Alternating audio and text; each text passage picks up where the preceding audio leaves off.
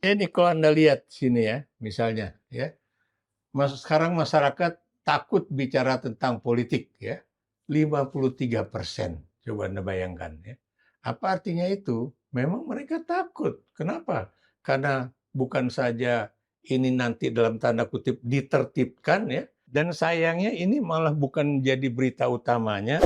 Presiden ini lebih banyak mengangkat orang-orang di sekitar kelompoknya itu sendiri ya, ketimbang mengangkat orang-orang atas dasar kepiawaian dan juga kecanggihan mereka di dalam bekerja. Sekarang saya mau bertanya kepada Anda, apakah seorang Saiful Mujani atau seorang Ikrar Nusa Bakti itu kemudian bisa dikatakan akan melakukan makar, sementara dia tidak punya kekuatan politik dan juga dia tidak memiliki massa.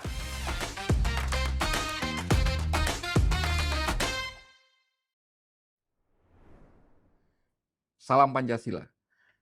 Kawan, ketemu lagi dengan saya Winarko Ngantiwani di Ruang Dialektika. Kali ini kami akan membahas dua buah rilis hasil survei terbaru yang mungkin dalam beberapa hari ke depan ini akan menjadi banyak pembahasan.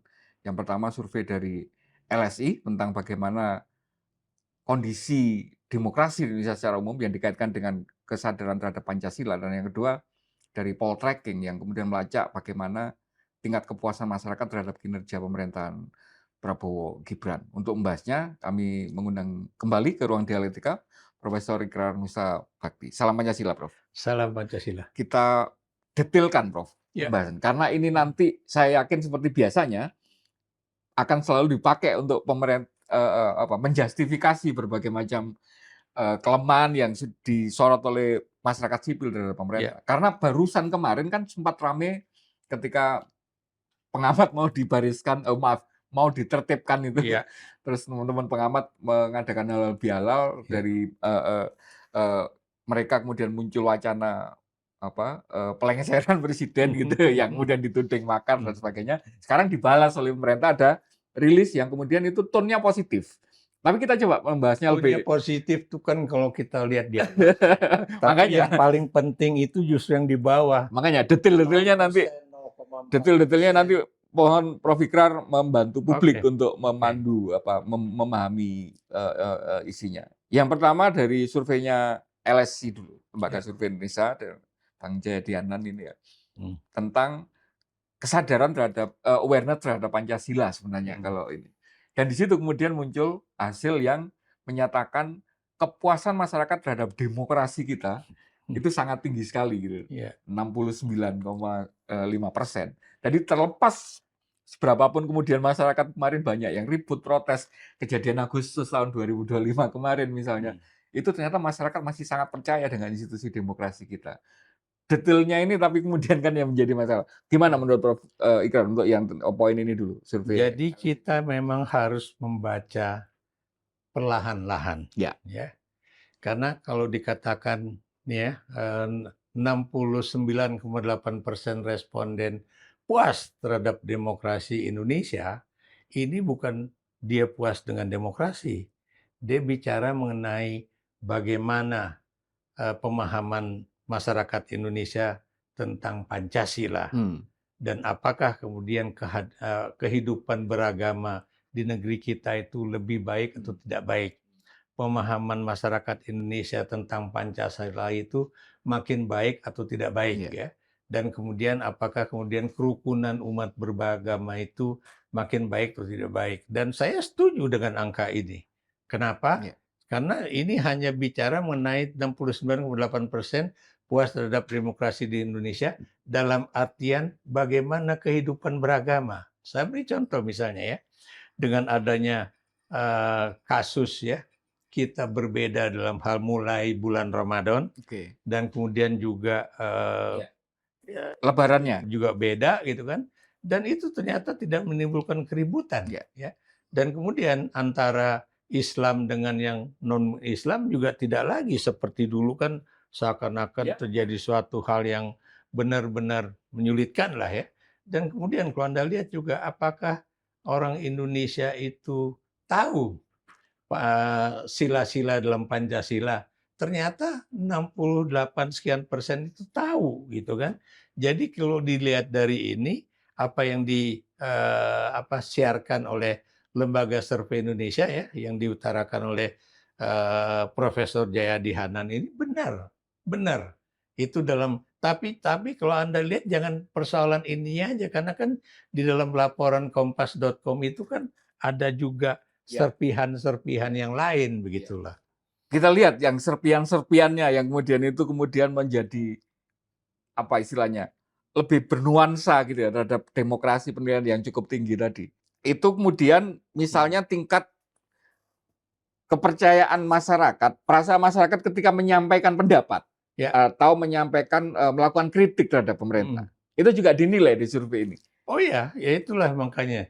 Dan sayangnya ini malah bukan jadi berita utamanya, tapi malah bicara mengenai kehidupan beragama di Indonesia dan kemudian juga bagaimana mereka antar umat beragama itu sekarang lebih peaceful dan juga lebih bisa berbeda pendapat.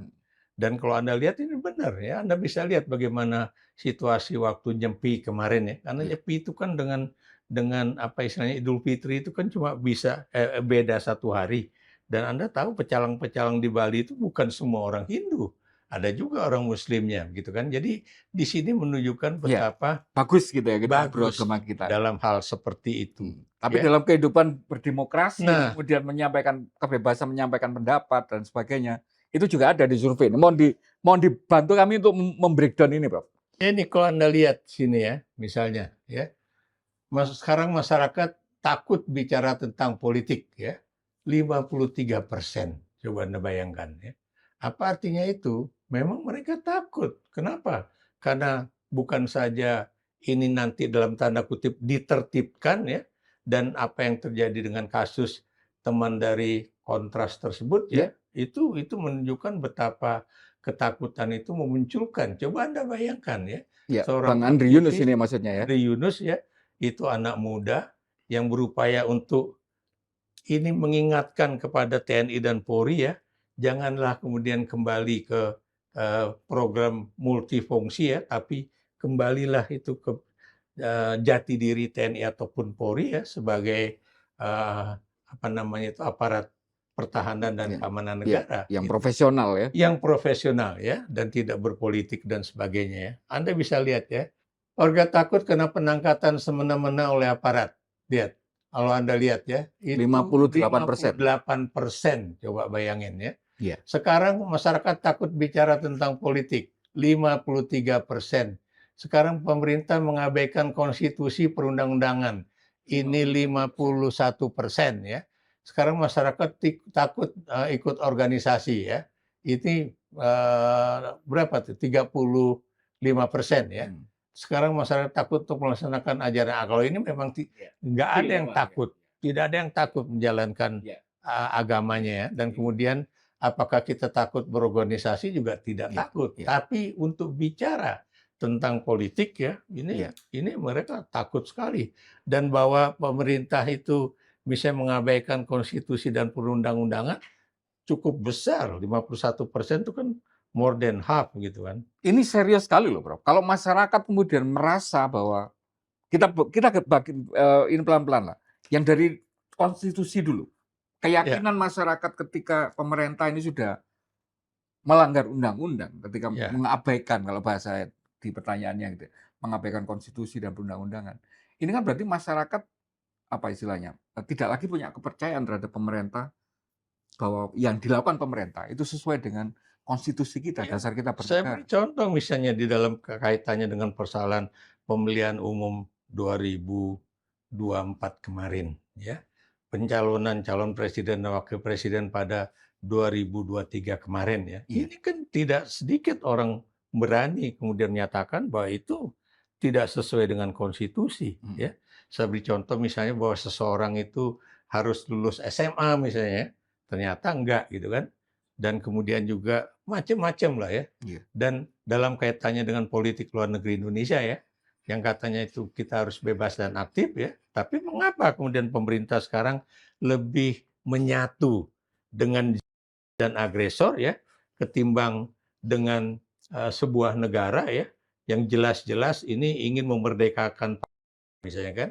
Ini kan menjadi catatan penting dari apa yang dipantau oleh masyarakat ya. Dan apa yang dikatakan misalnya eh, mantan Wakil Menteri Luar Negeri kita ya, Dino Patijalal ya, ini juga buat saya catatan yang sangat penting. Yang ketakutan terhadap penangkapan semena-mena ini juga nyambung dengan per hari ini, Prof. Ini kan masih ratusan orang, anak-anak muda, Ya. pasca tragedi Agustus itu yang kemudian masih statusnya sebagai tahanan politik, Prof. Ini kan juga sesuatu yang rasanya reformasi itu saya pikir dulu salah satu yang dihilangkan itu fenomena napol-tapol itu kan. Orang yang ditahan gara-gara pandangan politiknya berbeda. Hari ini ratusan masih anak, selain Del Pedro kan kemarin kawan-kawan kan sudah Betul. dibebaskan gitu. Tapi masih ada yang di proses itu masih di penjara, masih belum selesai kasusnya. Dan mereka masih dibayang-bayang ini. Sekarang gini aja deh, nggak usah yang itu dulu ya. Apakah kemudian Prabowo sudah membentuk tim investigasi kasus Agustus itu, ya. Kenapa? Karena Anda tahu bahwa ini semuanya itu benar-benar akan terlihat bagaimana tim pencari fakta itu akan berjalan. Sebab kalau itu berjalan, barulah itu saya lihat Prabowo serius untuk mengatasi apa yang terjadi pada bulan Agustus itu ya. Termasuk juga kalau buat saya aneh ya, seorang menteri ya, dan menterinya bukan main-main loh, Menteri Keuangan ketika dia meminta bantuan kepada Menteri Pertahanan mengenai kok kasus rumah saya kok kelihatannya nggak ada yang jaga begitu kan. Ternyata terjadi. Atau misalnya Anda lihat ya, anggota DPR terlepas dari apapun posisi dia, terlepas dari apapun yang diucapkan oleh dia, masa kemudian tidak mendapatkan Perlindungan. satu perlindungan yang terbaik dari negara. Karena biar bagaimanapun mereka itu adalah orang-orang yang menjadi anggota Dewan Perwakilan Rakyat gitu. Di survei ini yang kemarin mungkin dirilis tidak terlalu tapi ini seringkali juga menjadi pertanyaan kita ketika pasca bencana di Sumatera kemarin. Ya. Bagaimana kemudian pengelolaan sumber daya alam kita yang kemudian hari ini dikuasai korporasi, kemudian berbasis ekstraktif gitu ya, sehingga kemudian kerusakan terhadap lingkungannya. Nah ini kan juga kemudian ketika disesuaikan dengan prinsip yang sudah digariskan oleh para pendiri bangsa kita di Undang-Undang Dasar kan ada ternyata gitu kan. Dan di persepsi publik ternyata sesuai dengan itu. Bahwa masyarakat ternyata menilai 53% belum sesuai dengan pasal 33 Undang-Undang Dasar 1945.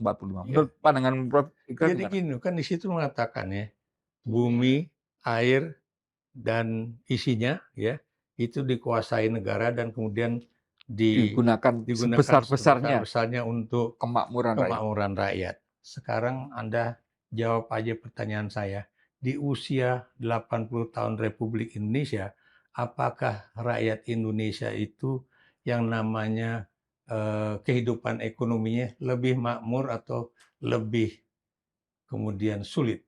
Ya, ternyata lebih sulit, Bung. Ya, kalau Anda lihat juga ya, apakah kemudian lapangan kerja bagi masyarakat itu di usia Republik yang sudah 80 tahun itu lebih baik atau lebih buruk. Itu aja ya. Dan kemudian kalau dikatakan, wah ini lebih baik. Ternyata kalau Anda lihat ya, dari hari ke hari tidak sedikit yang namanya perusahaan-perusahaan swasta itu yang kemudian gulung tikar. Dan kemudian apa yang terjadi yang namanya pengangguran makin lama makin bertambah. Apakah kemudian pemerintah menangani hal itu? Enggak. Dia sibuk dengan Danantara. Dia sibuk dengan MBG itu tadi saya katakan gitu ya. Dan kalau Anda lihat juga ya soal MBG itu, apakah masyarakat sudah tahu soal itu? Udah. Jadi buat apa kemudian ngeluarin uang 113 miliar rupiah ya hanya untuk membayar event organizer melakukan katanya ini sosialisasi tentang MBG dan sebagainya. Jadi ya itulah ya. Tapi kalau soal bagaimana kita kehidupan beragama buat saya jauh lebih baik ya. Nggak ada ribut itu misalnya antara penganut Muhammadiyah dengan Makanya dengan kalau yang lain. secara apa istilahnya, aspek-aspek tertentu di survei ini terkait dengan bagaimana masyarakat memahami Pancasila, untungnya masih bagusan gitu kan, Iya, dalam iya. aspek beragama, dalam kehidupan masyarakat. Tetapi ketika berkaitan dengan kehidupan berdemokrasi, bagaimana peran pemerintah, bagaimana pengelolaan sumber daya alam, ini Hmm. masyarakat ternyata merasa masih banyak yang Ya kurang kan gini gitu. aja lah ya, saya beri contoh misalnya waktu Prabowo kemarin ke Jepang gitu kan, oh, dia gembar-gembor bahwa ini buktinya masih ada negara yang akan memberikan suatu investasi kepada Indonesia. Tapi jangan lupa dari 95.000 triliun atau berapa triliun itu sebagian besar itu adalah usaha Jepang untuk kemudian melanjutkan proyek yang terkait dengan minyak dan gas yang ada di Maluku. Hmm. Dan ini coba Anda lihat, dari awal pemerintahan Jokowi, itu dia udah gembor-gembor mengenai apa namanya itu, minyak dan gas yang ada di Masela Ya, tersebut Teluk ya. Masela ya. Tapi ternyata baru sekarang Jepang itu mau merealisasikan. Apa artinya itu? Berarti sampai detik ini itu keributan di antara petinggi negara, apakah ini akan dibangun di atas laut ataukah di darat, itu masih ada yang berebut apa istilahnya ya, proyek tersebut masih ada. Anda bisa lihat juga lah persoalan sampah. Nggak usah tinggi-tinggi lah di daerah Bekasi situ ya. Anda lihat masa sampai detik ini yang namanya negara tidak mampu mengatasi persoalan sampah. Apakah ini nanti misalnya bisa dijadikan proyek.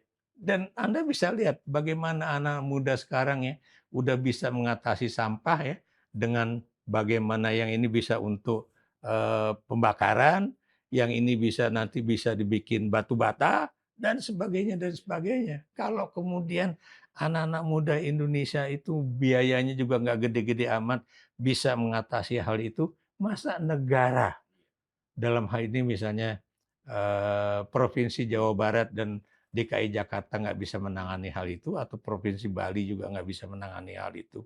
Itu kan jadi pertanyaan kita bersama. Baik Prof, kita geser sekarang ke surveinya Poltreking. Yang Ya, ini yang khusus memang untuk eh, evaluasi atau mengukur tingkat kepuasan publik terhadap kinerja pemerintahan gitu. ya, Puas sekali Bro. Masih 75% juga ininya. ya. Diberi narasi dulu biar biar nanti sebelum kita masuk ke detail-detailnya bagaimana. Ya nanti ya, itu kan seakan-akan puas dan mereka tahu. Yuk kita bicara nih ya. Menurut apa program prioritas Presiden Prabowo Wakil Presiden ini? Kemudian yang paling dirasakan manfaatnya, makan bergizi gratis 36,5% ya. Coba Anda lihat ke bawah. Sekolah unggulan Garuda 0,0% ya. Revitalisasi pasar tradisional 0%. Pembangunan ibu kota negara 0,1%. Pembangunan 3 juta rumah subsidi 0,2%. Sekolah rakyat 1%. Pembagian sertifikat tanah 1,1%. Dan antara Indonesia 1,2% ya. Apa artinya ini ya? Mereka cuma bertumpu pada persoalan MBG ya, bantuan subsidi upah ya, dan kemudian layanan kesehatan gratis, Kartu Indonesia Pintar dan sebagainya dan sebagainya.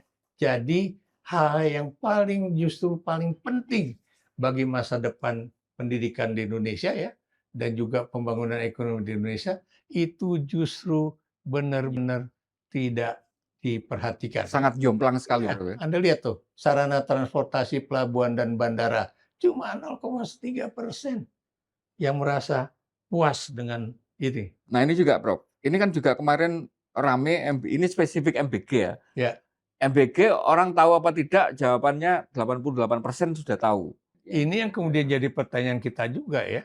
MBG itu tidak perlu disosialisasikan, orang udah tahu. Lalu buat apa kemudian yang namanya Ketua Badan Gizi Nasional mengeluarkan uang sampai 113 miliar rupiah ya untuk mensosialisasikan MBG. Kemudian juga membeli apa namanya itu motor trail gitu kan, berapa ribu ya. Ini juga apakah kemudian diketahui oleh Kementerian Keuangan? Saya juga nggak tahu ya. Macam-macam, banyak ini yang menjadi suatu hal yang agak aneh ya, termasuk juga apakah laptop-laptop itu juga perlu dibeli untuk MBG dan sebagainya, banyak sekali. Dan apakah presiden tahu soal itu? Ya, Jadi ya buat saya ya, temuan-temuan dari program apa tuh survei Poltreking Indonesia ataupun apa namanya itu lembaga survei Indonesia ya, bahkan LSI-nya Denny Ja ya, itu buat saya harus dikaji dengan sangat apik oleh kita ya. Kenapa? Karena disitulah sebetulnya banyak sekali hal-hal yang sebenarnya terungkap ya, ya. ya makanya ini kan yang kenapa kami perlu mengundang Prof. Ikrar untuk membahas khusus soal ini. Karena kemudian angka-angka itu nanti pasti saya bisa memastikan karena polanya selalu seperti itu. Biasanya itu akan menjadi semacam narasi besarnya dari pemerintah dan para pendukungnya gitu ya. Untuk kemudian nih lihat kalian nyinyir kalian ini toh rakyat masih puas gitu dengan toh ukurannya jelas. Kita nggak mungkin mempertanyakan karena itu bukan surveinya pemerintah sendiri karena dilakukan oleh lembaga-lembaga survei yang profesional. Toh tingkat kepuasannya masih 75% terhadap program, terhadap Presiden Prabowo dan Gibran. Terhadap demokrasi masih ini, kan gitu, Bro. Itulah kenapa kemudian selalu bertentangan itulah antara angka dengan Angka realitasnya. angka LSI yang mengatakan 68,9% Puas terhadap demokrasi. demokrasi. Tapi itu kan harus dilihat Ya. bahwa penelitiannya itu tentang demokrasi Pancasila, ya. Bagaimana pelaksanaan Pancasila di Republik Indonesia ini. Bahwa mereka sekarang makin percaya bahwa perbedaan itu tidak membuat kita saling bermusuhan. Dan kemudian beda hari bulan puasa ataupun lebaran itu tidak menyebabkan kita saling gontok-gontokan ya. Ya. Anda bisa bayangkan ya, itu antara Muhammadiyah dengan non Muhammadiyah ya. Gini, kalau menentukan misalnya apakah kalau Anda itu akan mendapatkan 10 hari terakhir ya, mendapat Lailatul Qadar. Lailatul Qadar itu apakah Muhammadiyah ataukah kemudian non Muhammadiyah, kan jatuh hari ganjilnya beda, ya nggak? Jadi apakah kemudian kita mau ribut soal itu, kan nggak juga. Iya. Ya udahlah, saya juga kemarin Ya, lebaran maksud saya gini, kenapa selalu ada disonansi antara survei yang kemudian itu dipakai oleh justifikasi oleh pemerintah untuk membenarkan bahwa yang kita lakukan selama ini itu tuh sudah karena Prabowo dari berbagai macam forum yang paling kelihatan ya waktu mengundang para jurnalis itu sangat percaya diri bahwa semua kegiatan yang dilakukan itu akan menjadi senjata utamanya. Padahal kita tahu ketika kemudian realitasnya begitu banyak masalah gitu. Tapi dia tidak mempunyai ruang untuk kemudian menerima koreksi. Koreksi itu dianggap sebagai penolakan, sebagai bahkan makar kan gitu. Ini gimana cara merekonsiliasinya? Jadi ini aja ya, tadi kalau misalnya Teddy mengatakan bahwa ini terjadi inflasi pengamat. Tadi yang saya tanyakan juga, apakah kita juga tidak terjadi inflasi militer, ya kan? Itu kan banyak orang yang kemudian kehilangan kebanggaan dia sebagai anggota TNI ya pada tingkatan bawah. Kok suruh ngurusin jagung, saya kok suruh ngurusin ini, ngurusin itu, padahal saya masuk jadi tentara itu untuk pertahanan negara, gitu kan? Dan kemudian kalau Anda perhatikan juga ya, berapa anggaran untuk masing-masing TNI ya, dengan dibandingkan dengan berapa anggaran untuk MBG. Saya beri contoh ya, kemarin 9 April, Anda lihat, apakah kemudian Anda melihat ada flypass pesawat TNI AU yang biasanya jalan untuk apa istilahnya show. Kenapa tanggal 9 April? Mohon maaf, saya nggak tahu. 9 April itu hari penerbangan nasional Oke. atau hari lahir ke-80 Tentara Nasional Indonesia Angkatan Udara. Tidak ada kegiatan kecuali kemudian datang berkunjung ke Kalibata Oke. dan kemudian tidak ada kemudian upacara di Halim Perdana Kusuma, Itu tidak ada pesawat yang kemudian melakukan flypass ataupun air show kena di efisiensi juga maksudnya gitu ya. efisiensi.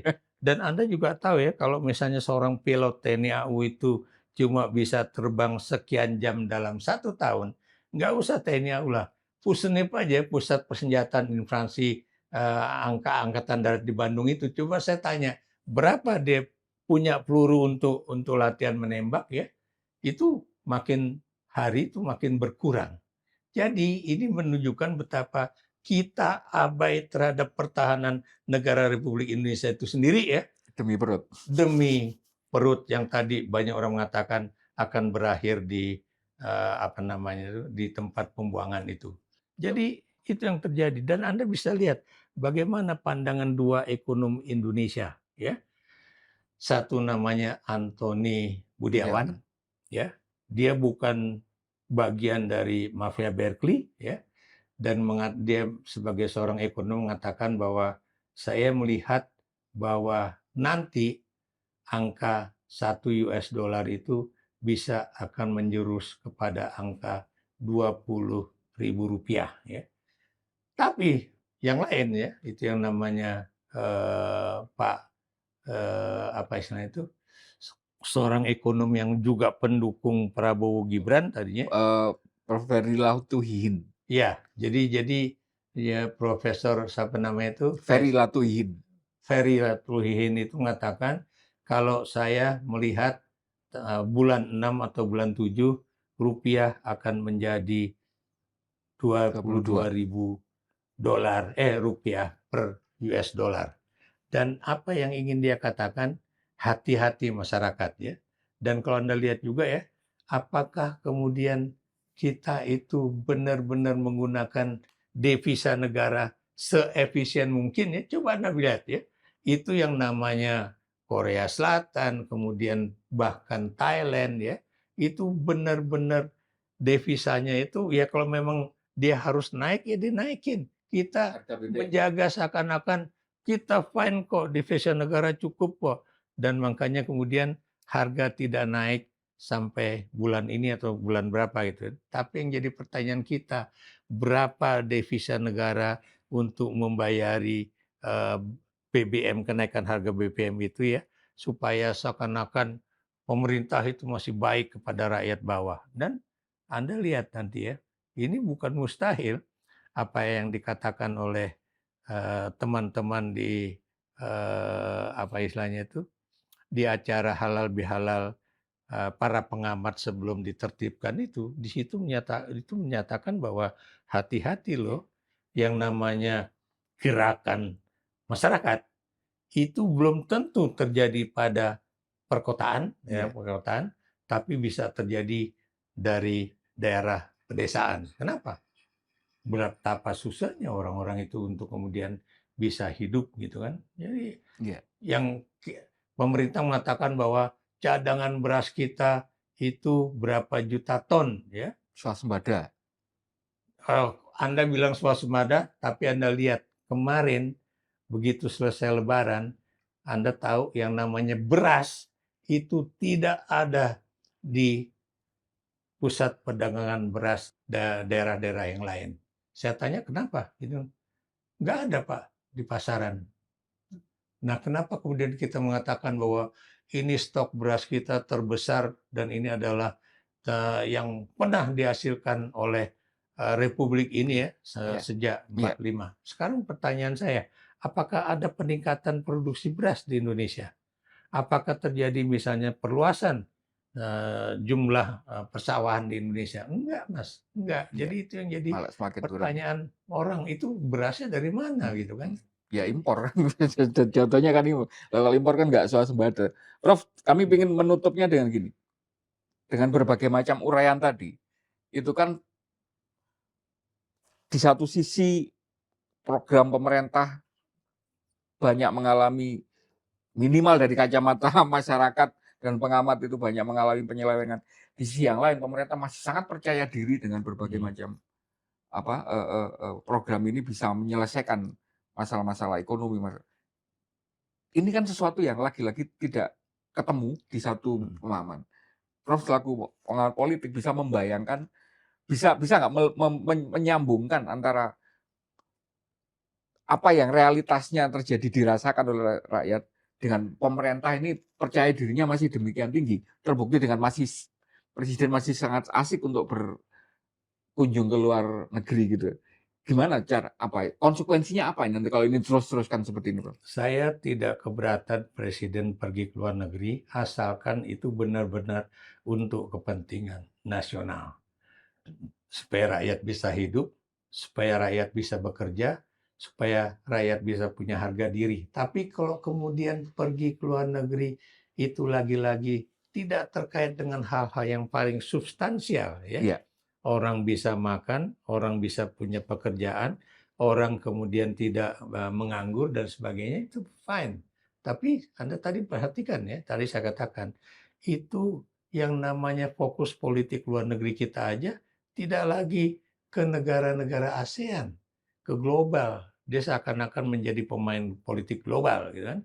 Dan Anda juga tahu dalam diplomasi itu ya, sebelum Anda melakukan sesuatu, itu Anda harus melakukannya itu secara tertutup dan diam-diam. Coba Prabowo seakan-akan nanti kita akan bersama Pakistan akan melakukan suatu negosiasi yang kemudian bisa menyelesaikan kasus konflik perang antara dan Iran. Maaf, Prof, saya mau motong karena nggak tahan untuk gemesnya. Kita kan pernah berada di korps diplomatik juga kan gitu kan. Betul. Gimana sih ke hari ini sebegitu, lagi-lagi pertanyaannya gitu, masa sih korps diplomatik yang sekian puluh tahun mereka berjalan itu dengan satu orang menteri masuk yang dia nggak punya latar belakang apa-apa, maka semua rekam jejak bangunan korps diplomatik itu ini hilang semua. Ini persis yang saya tanyakan ke Profesor Ria Rasid ketika Kementerian Dalam Negeri seolah-olah tidak ada lagi profesionalnya karena semuanya dikuasai oleh menteri yang baru yang kemudian punya ambisi politik. Ini Terus terang ya, yang namanya diplomat kita itu sebagian besar adalah diplomat-diplomat jempolan. Ya, mereka mendapatkan pendidikan yang tidak main-main. Ya, dari dia masuk ke Kemlu, kemudian pada pendidikan dasar, pendidikan menengah, sampai kemudian pendidikan teratas. Ya, dan kemudian mereka juga punya pengetahuan dan juga apa istilahnya itu kecermatan dalam berdiplomasi cukup jempolan. Tapi sayangnya pimpinan dari Kementerian Luar Negeri yaitu Sugiono itu tidak dalam posisi sebagai seorang diplomat ya, sebagai seorang pimpinan Kementerian Luar Negeri, tapi dia adalah orang yang kemudian dimainkan oleh Prabowo dan ditaruh di Kementerian Luar Negeri. Dan ini sudah dikritik oleh Nurpati Jalal ya, bahwa seorang Menteri Luar Negeri itu harusnya benar-benar 100% menjadi Menteri Luar Negeri dan bukan kemudian dia juga menjadi apa namanya itu sekretaris ya. partai. Dan itu adalah dua hal yang Ya. benar. Dan kemudian seorang Menteri Luar Negeri tidak pernah hadir di acara yang terkait dengan kegiatan-kegiatan diplomatik yang ada di Indonesia itu sendiri. Jadi beginilah jadinya. Ya. Dan kalau ini terjadi terus-terusan, Anda bisa lihat ya, bagaimana masa depan Indonesia ke depan ya. Dan Anda jangan lupa ya, di bawah Pak Harto terlepas berbagai macam kelemahan-kelemahan di dalam kepemimpinan Pak Harto, tapi beliau selalu mengambil menteri itu benar-benar Ahli ya. atas dasar masukan-masukan dari intelijen, masukan-masukan dari berbagai masukan dari berbagai masyarakat, dan kemudian dia melihat apakah orang ini benar-benar bisa menjadi the right person on the right place atau enggak. Atau jangan-jangan ini memang menjadi playbook-nya Presiden Prabowo, Pak, ketika memilih pembantu-pembantunya itu tidak didasari pada kepakaran, tapi lebih pada pertimbangan-pertimbangan politik sehingga tidak mendapatkan orang yang on the right man, on the right place. Oh ya, itu yang banyak sekali para pakar-pakar